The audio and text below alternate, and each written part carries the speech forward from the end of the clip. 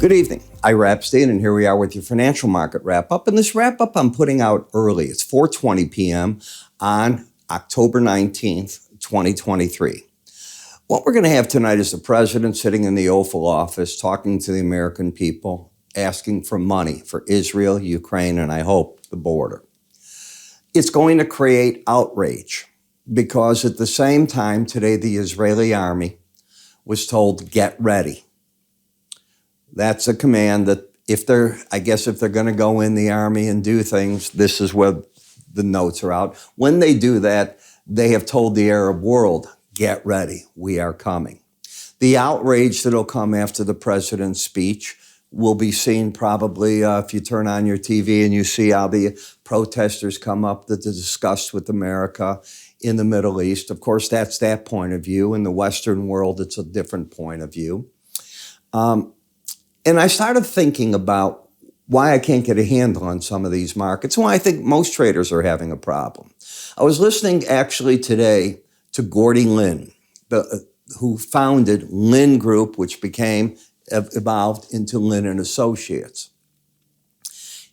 I hadn't listened to Gordy probably in 3 or 4 days. I listen to him regularly, but I've been caught up in my own things doing it. And I haven't wanted to do too much in the grain market. I haven't seen a lot of opportunity, and that's where his forte is. And all of a sudden he's going, you can't trade any of these markets, and he's going into what I have been writing.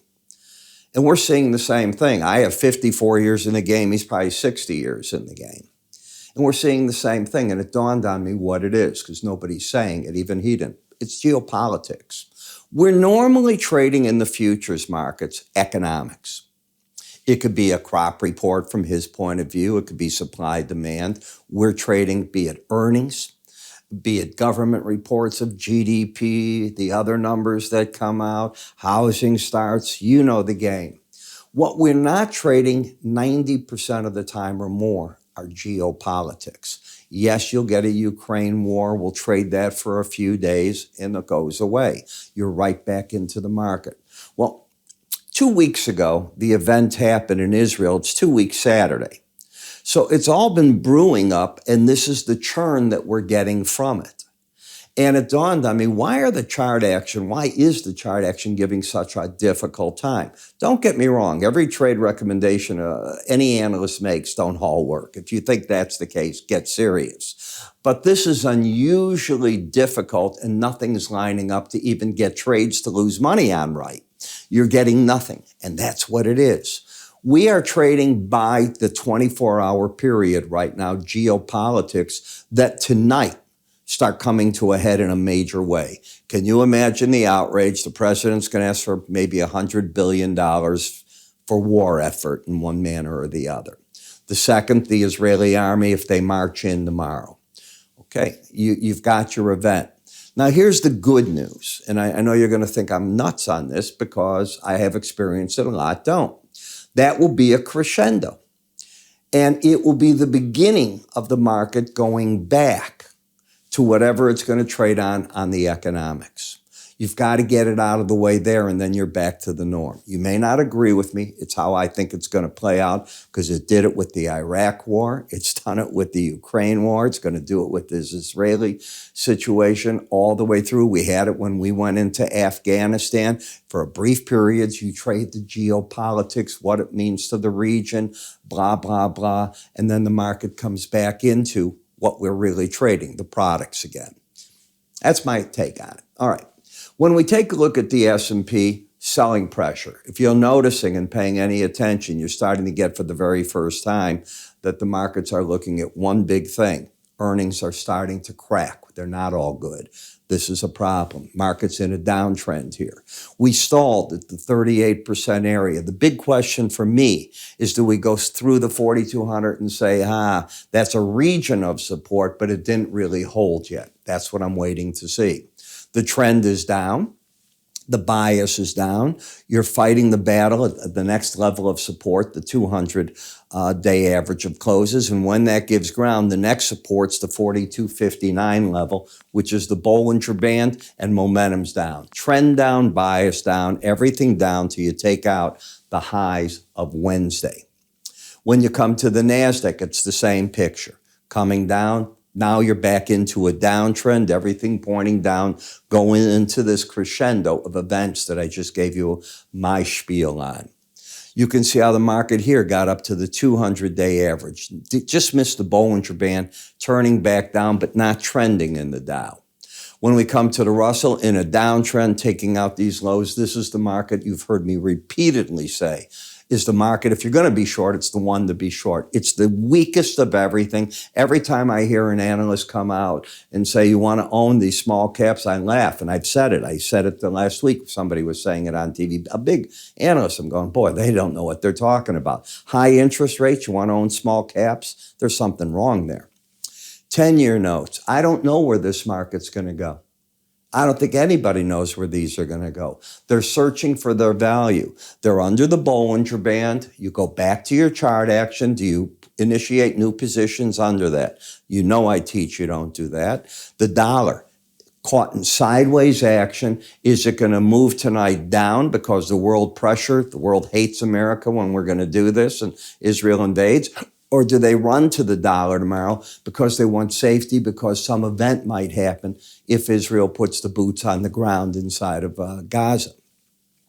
Eurocurrency got a bid. It seems wrong to me in the sense that why would it be stronger than the dollar in this event? But again, the world might look at it and be negative the dollar. Why? Geopolitics. British pound falling back. All right, this was a market that had to prove itself and it failed. So it's probably coming back to the lower Bollinger Band for support. Bitcoin, this is a market that can play games with you here, but I think it'll be hard to get under that 18-day average again because the most likely thing is soon, not far away. Probably ETFs are going to be approved. Brent versus WTI. Notice how all of a sudden you've come in from the $4.50 level to the $4 level. And today, the markets are taking off. Do you want to be short energies going into when Israel hits the ground? I don't think so. I don't know what it means, not means. I don't know if Iran gets involved, doesn't get involved. I don't know if militia groups from all around Israel attack it and the U.S. has to do something to protect. I don't know. But it's not the kind of market that going in, you're thinking the short side. Same in the heating oil. Any of the products probably get a bid with it, but not natural gas. We're going to produce oil like there's no tomorrow at these prices, and you're going to get more and more supply of this. To me, there's one market that you're looking at in energy from the short side. It happens to be that market. So you put it all together, you try to come up with a game plan for yourself, and I think I have it. Pivot points. This morning in my morning subscriber video that I put out here, warn traders. I said, get out your pivot points. I think today's going to be the day where they're going to be action galore. There were. It's there. Just take a look at the stock indices if you want one of the examples. I can give you many of them.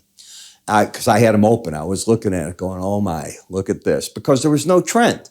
You were up 100. You were down 100 in the Dow. You were up 25 in the S&P down. It was every which way. And you think tonight when you look at these markets and the president talks that that's not going to create action? And what if we wake up in the morning and Israel does say boots on? Now, are they going to fight going into the Sabbath or do it on the Sabbath? I don't know. I don't have the slightest idea. They're able to throw it to the wayside and said it's time. They told the soldiers to get ready. Could that be after the Sabbath? Your guess is as good as mine. But if you want to learn how to work with these, you want to see how to tie with them momentum to the points themselves. The way to do it is go to our website, iraepstein.com.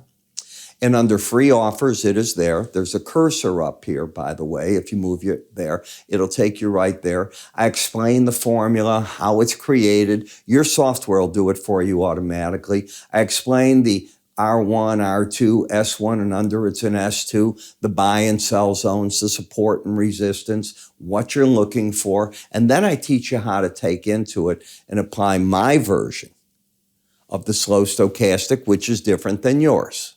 The formula is different. And when you do it, I think you'll say, uh-oh, when you look at the videos. It's a 3-part video series. It's free to you. There's the Arun Indicator series. That is free also. And if you like that, then you want to move into my education area and take a look at the other courses that we have. iraepstein.com free offers. Move your cursor here. You have a good night. I'll catch you first thing in the morning.